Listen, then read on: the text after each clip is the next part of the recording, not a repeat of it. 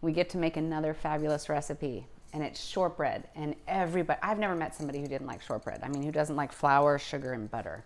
So what I love about this recipe though is that it's in bar form and they're softer. I mean, shortbread tends to be crumbly.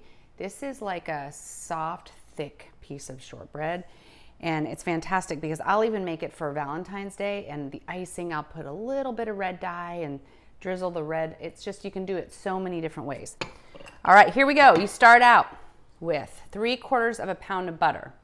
I know, not nearly as many as in my chocolate chip cookies, but 3/4 of a pound means it's 3 sticks, if that's an easier way to think about it.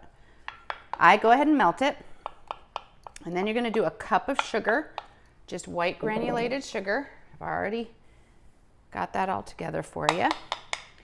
And then we're gonna do a teaspoon of vanilla. I put my vanilla in this, it's just fun, but just throw in about a teaspoon. It might have been a little bit more than a teaspoon, but I love vanilla.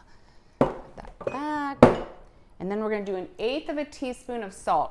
I collect salt cellars, so I have lots of different containers that hold salt, but just like 1/8 of a teaspoon of salt. I'm gonna mix this up. Let me preheat the oven to 350. And here we go. I think my kids ask for this almost as much as they ask for the chocolate chip cookies.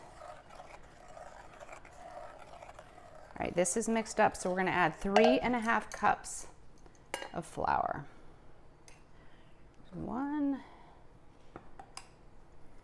2. I've been asked, where do I get these jars? Anyone carries them. Walmart carries them. Target carries them. But they're very useful. I keep my chocolate chips in them. I keep cookie cutters in them, powdered sugar. I keep everything in jars.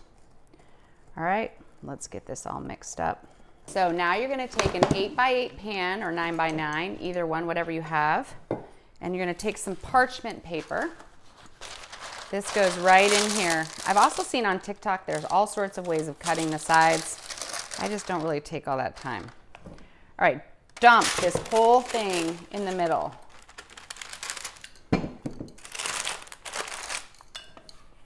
And we're gonna press it down. Here.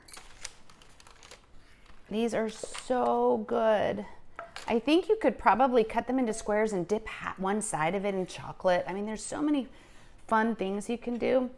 I've even made it where I used half of this dough in the pan, and then I drizzled raspberry preserves all over that half, and then I just crumbled the remaining half on top. They were amazing. So there's so many things you can do with a shortbread. Just push it. All right, this is ready to go. We're gonna stick this in the oven, and we will come back in just a minute. All right, I think it's done. Let's take a look. Yep, got some golden brown edges.